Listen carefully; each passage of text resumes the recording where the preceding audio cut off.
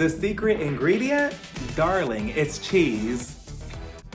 Hey everybody, welcome to my channel. I am Raphael and I am here to review season 14, episode 1 of the premiere of the real new Housewives of New York City. We start the new season off with a fresh new cast, being introduced to the first new housewife. Her name is Sai. She's 42, she's a content creator slash influencer, and she's also the first Afro-Latina to be introduced to the real Housewives of New York. So already I'm biased because I'm Latino, so Sai, you're representing for all of us, so mi gente latina. But she's always had dreams of, living in Brooklyn, like having her own Stonehouse apartment. When she was younger, she would walk around, look at everybody's apartment like, wow, how did everybody get this? I want this. Now she's older, she has it. So it's nice to see. She's half Brazilian and half black. She has 2 children, one by the name of Rio, which I'm assuming, she named because of, she's part Brazilian, and London.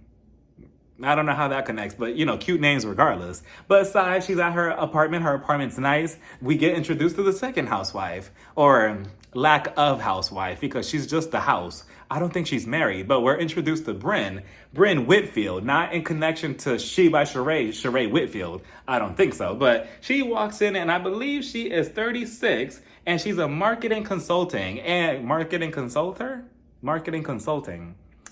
She works in marketing. And she is 36, which that shocked me because she like her bubbly personality and the way she is, like she acts like she's like 24, 26, 28 maybe, but she's 36. And I can just already tell that Bryn, she's going to be a hot ass mess.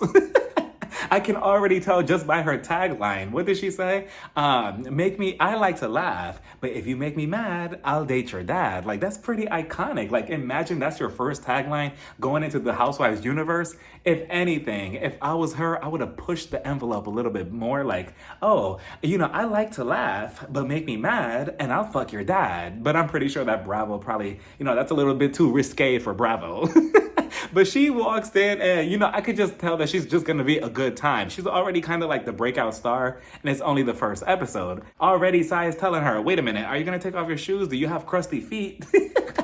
I'm like, not crusty feet already in the first introduction. Brenna's like, no, that's not the case. Meanwhile, we get over to Washington Square Park. And, that's something about the Housewives of New York City. To me personally, I've always wanted to review it in the past, but I could never connect to the old Housewives.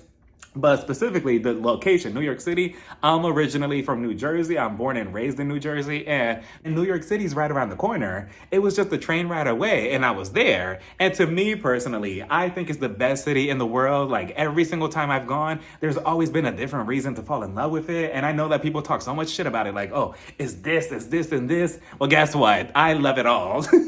So I love seeing the Brooklyn Bridge, the bridges, the intro, the Washington Square Park where they're sitting at now. I just love seeing the different locations and knowing that I have different memories in those same spots. But we're introduced to the next 2 new housewives. First, we have Uba. She's 39 and she's a model. She's very, very, very pretty and very fashionable. And fun fact, she's the cousin of Chanel Ayan from the Real Housewives of Dubai. Now, at first, I thought that they were just calling each other cousins because, maybe they're close to each other, maybe they're close friends. But Uba, she actually confirmed it on Watch What Happens Live that no, they're actually blood related through her mom's side. And I'm like, wow, that is so cool. I think that they're the first pair to actually be related, but be on different cities in the Bravo universe. I think. I could be wrong, but I feel like this is a first. She has a very similar accent to Ayan. She's Swahili, and she also speaks her language in the confessional. But the only thing is, just like Bryn, she's not a housewife. She's just a house. So what are we doing here? But you know what? Nowadays, you don't even have to be a housewife to be on the Housewives show, even though it doesn't make sense. So I guess we're just going to put that on the back burner. But next we have Jennifer Aniston. Jennifer, you're not fooling anybody. I know it's you undercover as Erin. Erin, she's 36. She's a realtor and she's also an interior designer. She's born and raised in Manhattan, New York. It's almost scary how she sounds and almost looks like Jennifer Aniston herself. I mean, every time they put the camera on her, all I see is Jennifer, Jennifer, Jennifer. I don't see Erin. I don't know who Erin is. But Erin, she's talking about her children having diarrhea because they were drinking some type of vegetable drink or whatever. And I'm like, okay, another interesting way to introduce yourself into the world, but okay. So then we see on the Brooklyn Bridge, which I also love the views, we see the other new housewife. Her name is Jessel. I believe she's the first Indian housewife on the Bravo, Bravo side, not international, but within the United States. She's the first Indian housewife. She's 40 and she's a fashion publicist. That's another thing I love, the aspect of everybody having an actual job and not depending on a Bravo check, at least for now. For now, everybody's squeaky clean, but give it like 2-3 more seasons. I'm pretty sure a couple of these housewives are gonna need the Bravo check because the scandals are just gonna come out of nowhere. But Jessel, she's a fashion publicist. She has 2 kids, I believe. She calls them Rio and something else. She describes them as coffee because they're all over the place. Her mom is there in the car. They're heading over to Sai's apartment. And there's something very fishy about Jessel, but I can't put my finger on it yet, but we'll discuss it in a second. Back over at Sai's apartment, Brynn is saying how Sai is basically like her best friend. They met through the fashion industry. And I love that they're actual friends, that she actually describes her as her best friend. They're not just the random strangers like, oh, hey, come to my apartment. We're filming for this TV show. At least that's the aspect that I'm hoping for. Jessel comes over and she's connected to them because she's friends with Sai. She knows her through the fashion industry. She thinks that Sai is the best content creator to ever do it. She loves all her work and they met through social media basically. So again, I love the connections that they have. Jessel, she brings her children and her mom for some reason coming on over. Her mom already trying to get an apple for next season. Her children are just fucking up Sai's apartment and I know that Sai is trying to keep it cute for the camera, like, this is my first season. I don't want to get in trouble by the fans, so I'm not going to tell these children to sit the fuck down. She's just letting them just fuck up her kitchen and everything, just running around the whole place. Meanwhile, back over at the park, we have Uba and Jennifer Aniston talking about a girls' night out that they were all supposed to be a part of. But Sai and Brynn, they had different plans. They ditched them last minute and went to a different restaurant. And they were also petty enough to post about it on Instagram. Now, Brynn and Sai, come over here. Come over here. We already have to have a talk. I know that you're new housewives, but if you're trying to be sneaky and not go out with somebody and, go somewhere else, you're not supposed to post about it on social media. There's 2 rules to it. One, if you are going to post something, at least post, your steering wheel with your hand attached to it like this, gripping it. Take a picture like that and then post it. That way they know that you're out, but they don't really know where you're at. And 2, if you actually go out and you meet with somebody or, you get with a handsome man or whatever, you could post about him, but you're gonna have to put a little emoji over his face. That way you have to keep the people guessing, but you just put all the evidence out there that you're at a restaurant, a different restaurant at that. Aaron is upset about it, and rightfully so too, because if we have plans and you just ditch me, and the way I found out that you ditched me is through social media without you telling me first, I'm gonna feel some type of way. And Aaron, I'm just like her. Like, it doesn't really matter where we're going as long as we're all together and having a good time. I don't really care. We could be at a bar and we could still have a good time. But, back over at Sai's apartment, they're in the back patio. The back patio looks so, so nice. It's so spacious. They're all sitting down comfortably drinking. Brynn, she has a little bit more shallowness to her because she's like, the restaurant that Aaron picked out for us is so 2005. Only D-list models go there. Do I look like a D-list model? Well, Brynn, that could be subjective. But she's too good for this restaurant. This is such an old restaurant, and they keep bleeping out the restaurant every time they say it in the confessional or in the conversation. And according to social media and TikTok, I think that the restaurant that they're allegedly talking about is called Catch. I think that they all agreed to blur off the name because they didn't want to send any type of bad publicity towards the restaurant. Could you imagine the owner of the restaurant? They're probably at home, they're in bed, they got their snacks, their drink, they're getting ready to watch the new season with the new cast of The Real Housewives of New York. They're a fan just like us, right? Okay, let's tune in. Let's see what's going on. 10 minutes into the episode, they're watching like, wait a minute. Hold on. Is this about me? And then they go into work the next day with their feelings hurt. Sai knows Aaron because they run in the same circle, but she feels that Aaron doesn't really like her because every time they're together, Aaron is very standoffish, like, I really don't want to talk to you. Brynn, she throws more fuel to the fire, already being chaotic. She's telling Sai, I heard the story between you and Aaron at the restaurant with the charcuterie board, and already 1 episode into the new season, and already name dropping the infamous charcuterie board, aka the charcuterie board. She's like, yeah, I heard about that story. So Sai, she gives us a little bit more details about it. So at the restaurant, Sai walks in, she's looking at the cheese platter, and Aaron is looking up at her like, what's going on? Do you not like the cheese platter? Are you too good to eat it? What's going on? What's the problem? And now they have an issue because of that. I'm like, what over cheese? I mean, I'll take it though, because it's very lighthearted. You know, because on the Housewives, we start off lighthearted. Next thing you know, you're in the parking lot on a Sprinter bus with Homeland Security coming at you at the beauty lab. I'm talking about you, Jen Shah. So, and it may seem that we're just jumping right in the middle of drama without really getting to know anybody first, but I feel like it's because they have the footage of what they're talking about. You know, the night that Brynn and Sai decided to ditch everybody and go somewhere else. I feel like they filmed that whole entire night, but because of the other new housewife, Lizzie, because she was involved in those scenes probably, you know, they couldn't use the footage. They had to scrap it and throw it in the garbage and restart again. And now this is the starting point. So Lizzie, she was supposed to be the other new housewife to this cast, but I believe she got into it with Brynn or somebody on this cast, and she said some anti-Semitic comments, and Bravo was not playing with her. They told her, this is not Dorinda, this is not Ramona, this is not Luann, this is not Joe Zarin, this ain't Phaedra. You're not going to play those games with this new cast. Maybe with Ramona and everybody else over there, but not with this new cast. And they gave her the boot early on, and they had to just scrap the footage. So then we head over to Jessel's apartment in Chelsea to get to know a little bit more about her. I'll start off with the positives first. She's very pretty, and her apartment is really nice. I personally wouldn't have gone for the all-white interior. I mean, she has white walls, white couches, white carpet, white everything, right? I mean, you have 2 kids running around the whole entire apartment. You can't even control them. You describe them as coffee, uncontrollable. Yeah, I'm surprised that the walls and the whole apartment itself is not marked up with markers, paint, crayons, piss and shit, you know, whatever else kids play around with. And the first scene that we see, oh, that's it, by the way. That's the only positive side. Now on to the negatives. Jessel is cleaning around the house, and I'm not really sure what type of first impression she was trying to give to us, because she's cleaning and her husband, Pavitt, he's standing around or whatever, and then she's wiping something on the table. She's cleaning and she tells him, if you see any type of fingerprints on the table, can you please clean it up, please? Like, at least do that. And I'm like, Jessel, give me your apple. Give me your apple. I know it's your first season, but give me your apple. Then her mom, who's also in the kitchen for some reason, again, she's trying to get her daughter's apple. She's like, oh, Jessel, every time we clean up, you always say that it's not good enough. So then Jessel, she throws it back at her own mother, and she's like, well, it's not. You need to do a better job. And I'm like, Jessel, who are you talking to? If I was her mom, I know that her mom was trying to keep it cute and cordial for the cameras. She was probably like, oh, Jessel, stop it. You're such a good daughter. Can you put the camera down for a second? This is me as Jessel's mom. Can you put the camera down for a second, sweetheart? Yeah, just for a second. I just need to talk to my daughter. They're down? Okay. Jessel, who the fuck are you talking to?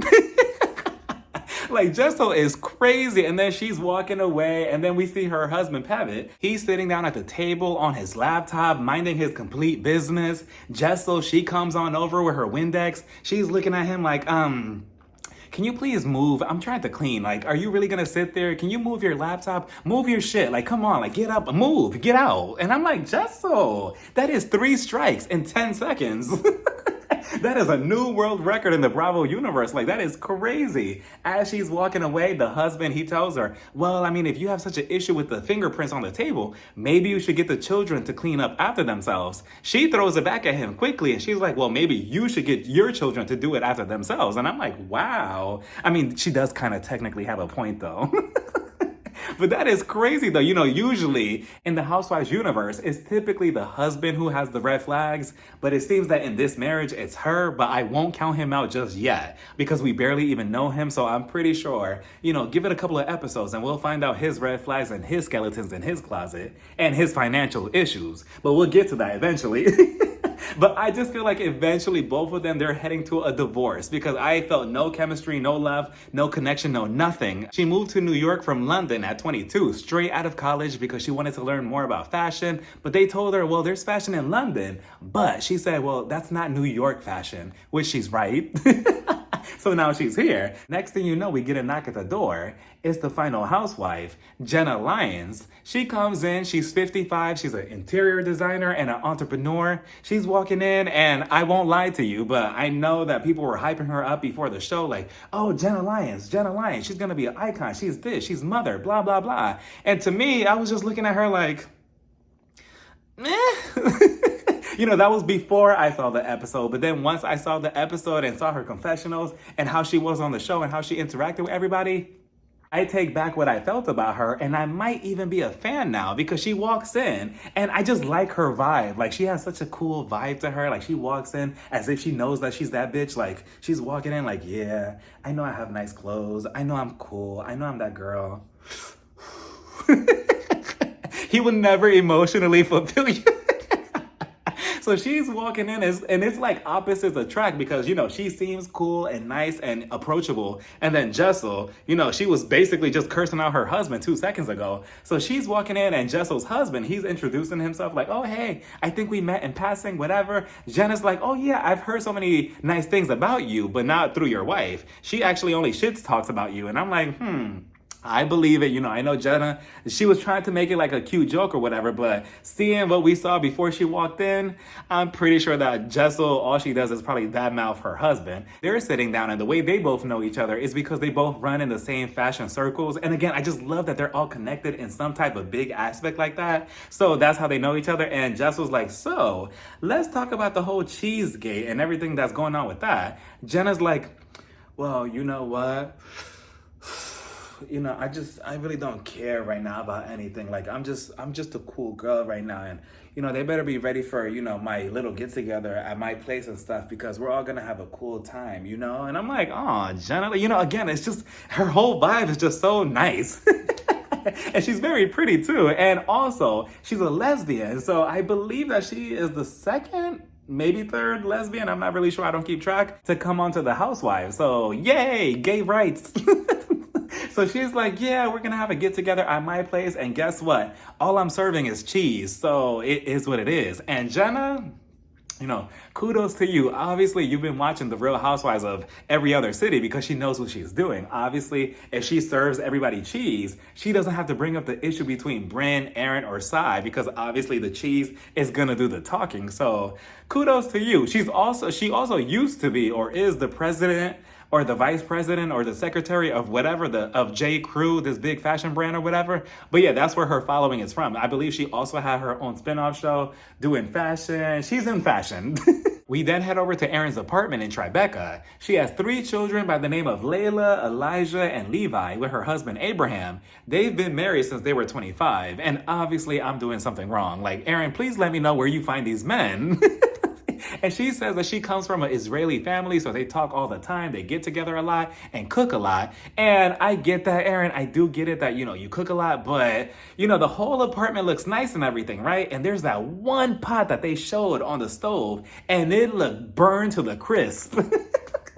I mean, I get it though, because we all have that one infamous pot in our kitchen that is burnt and you need to throw it in the garbage and replace it. But, damn, I would have told the producer, like, can you cut that out of the episode? And they're just cooking on it. So we see 2 of her brothers, her dad, and her mother-in-law. So they sit down to eat. The dad, he gives a speech before they eat. And for the most part, Erin seems cool. I really like her style. I like the way she dresses. It's very chic.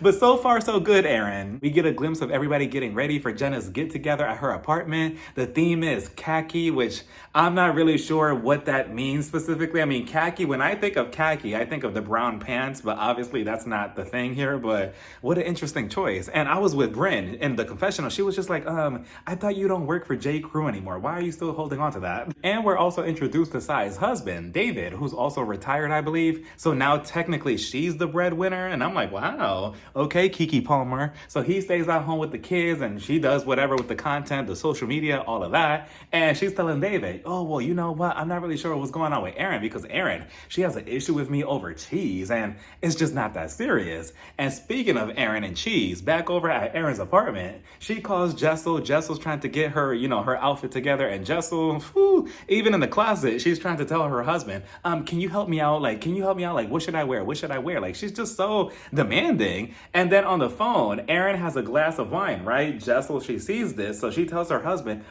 give me a glass of wine. She never says please or anything like nicely. She just demands everything, even from her own mother. So Pavitt, he runs along and he gets the wine for her. So then Jessel, not only is she rude to her husband, she's also the messy one. So I'm looking at her like, okay, so maybe there is a purpose for her on this show. She starts telling Erin, oh, well, You know what? The other day, Brand was telling me that supposedly you have some type of issue with Sai because of this cheese platter or whatever, that you were making faces, she was making faces, and now both of you don't get along or something. I'm not sure, but to me, it sounds like Bryn wants to fight you in a fist fight. I don't know. What do you think? Maybe both of you should hash it out at Jenna's apartment thing tonight. What do you think? Aaron is just like, wait, what? What's going on? And I'm telling you, even down to her mannerisms, it just seems that it's Jennifer Aniston on the screen. So she's like, wait, what's going on? I don't have any issue with Sai, not yet. But with Bryn, I don't really like this. I guess I'm gonna have to confront her. We finally get to Jenna's get together at her apartment in Soho. Her goddaughter's there helping her out with the chef. She has every single type of cheese that you can imagine on the table.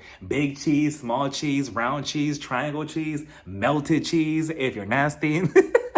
And she also mentions that she has a son who's about 15, 16 from her previous marriage, which I didn't know that. I Googled it, and it says that she was married to a man, but then somebody outed her that she was a lesbian, and now we're here. So obviously she got a divorce, and that's where her son came from, and now we're here. So she's getting everything together in her apartment. The first guest to show up is Jennifer Aniston. First of all, nobody followed the whole khaki theme that, Jenna wanted to go along with besides Uba. And I don't know what she expected. What exactly can you do with khaki? Again, I expected the pants. I expected somebody to show up dressed as if they're working at Target. That's the way I would have showed up. But, Erin, she looks nice. I like the all black dress. She's going around the apartment. She's getting a tour. And the apartment, it does look nice. It's very spacious, especially for New York, status or whatever. And I agree with what Erin said about the apartment being a little funky looking. It's just so much going on in every single room. Her bedroom is right there. The pillow has titties. The bathroom is right there. The toilet is underneath the bed. It's just too much. So then the next guest, I believe, is Sai. Again, she's wearing all black. Everybody showed up as if they were going to somebody's funeral, right? Except Uba. She comes in next, and Uba, she looks really, really pretty in her, animal print. She knows the actual theme, of course, being a model. Jessel comes in next, and she looks okay, but at the same time, while I'm trying to judge her dress, I'm also still judging her from her behavior from earlier towards her husband. But they all get around the couch. The couch is really spacious and nice. Jenna, she also has a puppy called Popeye, I believe. He's also walking around the cheese. I don't know how sanitary that is, but, he's there. So eventually they're all eating, Sai and Aaron, they finally meet face to face after, basically ditching her the other night. And Aaron was just like, oh, it was really rude the other night that you just went along with what's her name, with Bryn to the other restaurant. You didn't come to my meeting. You didn't even tell me that you weren't coming. And Sai, she didn't back down. She was just like, yeah, that was pretty shitty of me. I shouldn't have done that. I should have told you. Oops, my bad. I'm sorry. And Aaron, she actually appreciated that she took accountability instead of backpedaling. And speaking of Bryn, she's the last one to show up. She's walking in. She's talking to Jenna in the kitchen like, Jenna, I'm scared. Like, Bryn, no. If you want to be on The Real Housewives, you can't be scared. But I think that she's the first cast member out of all the housewives to actually admit that she's going into a situation and she's actually scared of somebody else. I would have at least faked it, Bryn, but Bryn is like, oh my God, Erin, she's about to eat me up. Like, I don't like this. I'm scared. Like, what is going on? And at the same time, I'm trying to remember, like, you're almost 40 acting like this. But she sits down, there's some type of tension between her and Aaron. Aaron is trying to keep it cute. And Aaron, she's no punk. And I feel like she'll confront you head on, face to face with no hesitation. So Bryn, she's trying to play all playful, like, oh, what are we doing? What kind of game are we playing? What's happening? Jenna, she gives everybody a card and it's basically a sex game, right? I'm like, ooh, Jenna, we're starting off strong. And I like it though, because Ramona, if Ramona was in this scene, her and her eyeballs, like, she'll be freaking out like, sex. And we're going to mention it. So then I believe the first game was, what type of scenario do you like in your corn video, if you know what I'm saying? So Bryn, she was just like, well, I like it, when it's like a massage, when it turns into a massage, into something more, I like to pretend like I don't really like it, but I'm really into it. And I'm like, ooh, Bryn, you freak. Same. I said this before, but my corn selection, or what I like to see is, I like to see the homemade type of corn, I don't like the whole production where you're like moaning all loudly, like, I don't like any of that. That's just not cute to me. I like to see, the dirty dishes in the background, the music playing in the background. I like to hear the news and the TV playing in the background. I like to see, like a natural environment. The next question is, are you dominant or submissive in the bedroom? Uba, she was quick to say, oh, I'm submissive. Jessel, I forgot what she said, but I can definitely see her being dominant in the bedroom from what we've seen so far. Erin and her husband, I can see both of them looking at each other in the bedroom like, no, you get on all fours. No, you get on all fours. No, you get on all fours. It's your turn. No, it's your turn. Like, both of them are very dominant, it seems. And Jenna, she's not really answering all the questions. She's just sitting there in the back with making the quirky expressions like,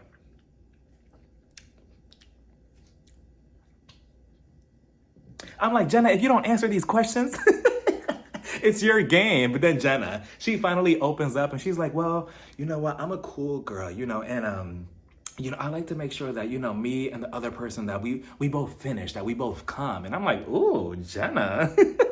As for me, I like a balance of both. Like, I'm a very dominant person, but at the same time, I want to be submissive. I want to be a little princess. The best of both worlds. But then Uba, the next comment is, what's your favorite gift or type of gift? Uba, she says, oh, well, my favorite type of gift is a banana. So we're all thinking, okay, it's a sex game. She's insinuating a penis. But no, she actually means a banana, like the fruit. And I'm like, where are we going with this? Sai then tells Erin, oh, maybe you need a banana because you had diarrhea the other night, right? Maybe that could help you out. Erin, she took that and she said, oh, okay, you gave me the ammo that I need for my housewife scene right here. Okay, here we go. Producers, you ready?